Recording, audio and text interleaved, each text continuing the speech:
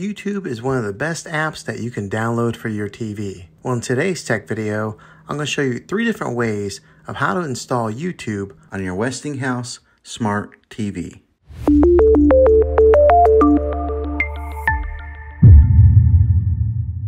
It can be really frustrating if you want to watch some of the great content that is on YouTube and you find that your TV is unable to download it. If your TV is an older model of Smart TV, then it could prevent you from downloading this app.